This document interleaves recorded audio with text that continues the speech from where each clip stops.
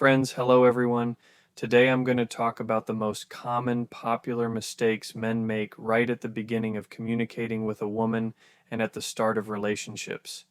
If you sincerely work on these mistakes, if you accept everything I'm about to tell you, your effectiveness will multiply, literally by tomorrow. I'll start with the most common, the most basic one. Initiative. The easiest way to lose a woman, to destroy her interest in you, is to always be the one to set up the date, to always be ready to meet up. That is, whenever she asks. Friday, Saturday, Tuesday, Wednesday. Think about it. Have you ever told a woman you genuinely like that I can't on that day? Have you ever canceled a date? Or did you, no matter what, run to it, canceling all your plans? This is a very important factor.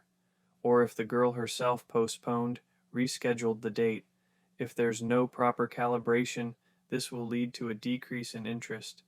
If she's always the one ending your text conversations saying, "Okay, I'm going to sleep now. Here's a smiley face for you. Yeah, don't miss me too much." And she's the one ending the phone call, and more often than not, you're the one calling her. All this will lead to her interest in you disappearing very quickly, or maybe it never even arises. And even if a man who is objectively attractive, important, model-like looks, chooses a woman average in her looks, but behaves like this, believe me, she will either dump him immediately or she will satiate herself with this attention that flatters her for a while and then leave for the most ordinary guy. Looks are not the primary thing here. What's primary are the feelings, which are based on your line of behavior. What emotions, what feelings, what experiences you evoke in the person. Next is seriousness of the relationship. That is, if a man tries to stake his claim on a woman, to find, like, seats in a movie theater, to lock it down by proposing you date exclusively. So, are we going to be together? Tries to introduce her to his parents, builds some future plans. Let's go there together. We'll do this. In 6 months, we'll open a business there, or anything else. This planning, let's say, makes it obvious that you have the most serious plans for her. And men think, on an intuitive level, of course, that this is a working way to show a woman the seriousness of their intentions, as if they all need that. It's a deception. A woman wants a serious relationship. When any woman says, "I want a serious relationship," she is mainly saying it in relation to the man she is in love with and deeply in love with. If you come with a crooked, distorted perception line starting with, "Here I am, this is me, I want something serious with you," but she has no feelings for you. She says, "No, I do want something serious, but not with you." It doesn't work. Next, if we're talking about intimacy, if we're talking about some kind of physical contact with a woman, the situation is ambiguous here, because a large portion of women in today's reality are quite promiscuous. So, if a guy chooses a promiscuous woman or doesn't realize that she is promiscuous and starts to slow down, that is, just dating, holding hands, walking around the streets of his city, waiting for something, she probably wants something serious, she wants romance, then she perceives him simply as a loser. Well, this guy is a drag, but she won't tell you directly. But it's the truth. That is, even if she tries, "Oh, I can't, we shouldn't." What are you thinking? These words don't mean that she doesn't want to, but I don't recommend doing that. Why? Because interacting with a promiscuous woman destroys you. Here you have to understand for yourself what you really want. It doesn't really give you anything, except that you fall into some kind of madness and temporarily get a high, and then you break up. And if you end up in a long-term relationship, it's even worse. So just think about what you need in general. The next mistake is the attempt to set limitations, certain boundaries in the relationship from a position where you have no right to do so. The question is, what gives me the right to tell a woman that I don't like something and make her listen to it? That is, on what basis does my opinion start to carry weight for the person? Let me explain. It depends directly on the potential for pleasure that the woman is able to derive. The potential for pleasure is, first and foremost, the degree of initial attraction. For this, you don't need to have some huge love from the start you might not have even met yet. In this position, a woman is already ready to make sacrifices. And in case this interest exists, you can set boundaries, but skillfully. It's not an ultimatum format, it's not a demand format. How else do men do it? They've made all the mistakes. They're already perceived as something, and he says, I don't like this. And then what?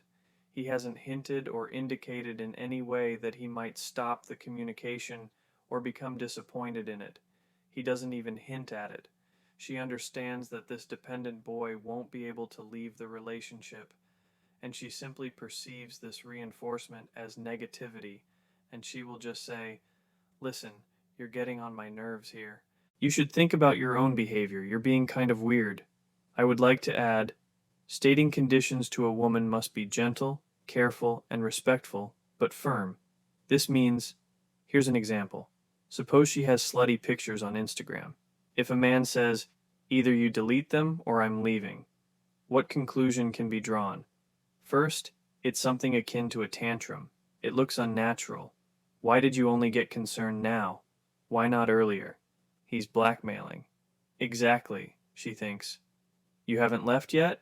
Well, why are you just threatening me for no reason? I wouldn't believe it, and women won't believe it. And it's a direct conflict. What's the point? There is none. But suppose, for example, he texts her one day and says, you know, I'd like to talk about something important to me today. The thing is, I had a difficult case in my life, let's be straight, from which I learned a lot. And my attitude towards a woman's revealing photos changed forever. Photos of a woman who is in a relationship, which she posts online. Despite our warm, close relationship, I really like dating you. I realized that for me, this is a matter of principle. I in no way want to judge you and especially not force you to delete them. That would be wrong of me. But I understand that I simply cannot date a woman who is, well, being visually enjoyed by whoever. You probably just need a man who will feel differently about this, who sees it another way. Something like that. And after this, even if she supposedly agrees, you say, well, okay, it's a shame, but goodbye. So the relationship won't develop. But even if she later contacts you herself and herself tries to convince you that, okay, come on, I'll delete them. You're a close person. It's easy to delete them for you. And that's it. You see? Well, you probably get it. This is a fictional example because if you got together with a woman who has such photos, you shouldn't ask her to delete them. You just need to understand up front what a woman is capable of and be ready for anything. And why did you even get together? This example can be adapted to any situation in life. And the fifth mistake is jealousy. How to deal with it. Option number 1. The jealousy is completely groundless. That is, nothing happened. You just had a painful experience in the past where you were betrayed, cheated on, and now in every relationship you expect deception. Then you need a therapist and practice. Don't even think about getting into any relationship because you'll only suffer yourself, waste your time, waste her time. Nothing good will happen. It won't resolve on its own. In case there are grounds for that jealousy, it can be resolved in a similar way to the question related to setting boundaries. Exactly the same. But still, in a man, jealousy betrays indecisiveness. That is, if I'm choosing a person for life, if I'm a free person, if I'm a person who doesn't choose a woman based on passion, on madness, and she discredits herself with something, would that compel me to get closer to her and run towards her? No. It would turn me away from her immediately.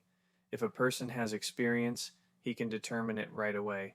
If the experience isn't that much, but it exists, he can correctly analyze the situation in the moment. Is this an isolated incident? Was it a coincidence? Did it just happen that way? Or is this a woman of loose morals, and I need to end it with her? But if there is no experience at all, no control over one's own emotions, no reasoning, no willpower, and yet you choose a woman of low social responsibility, well then all that's left is to run around, be jealous, that's it. In this regard, I am convinced that a person needs to mature in order to enter a relationship, because otherwise any relationship is a dubious undertaking. They exist, of course, but the person isn't ready. Therefore, if you already have some experience, you've encountered this, I suggest you think hard, based on the circumstances that have arisen specifically in your situation, about the prospects of this relationship. If the woman gives you these reasons again, even once, and they are objective, well, something tells me it's better to end the relationship, and it will always be like that.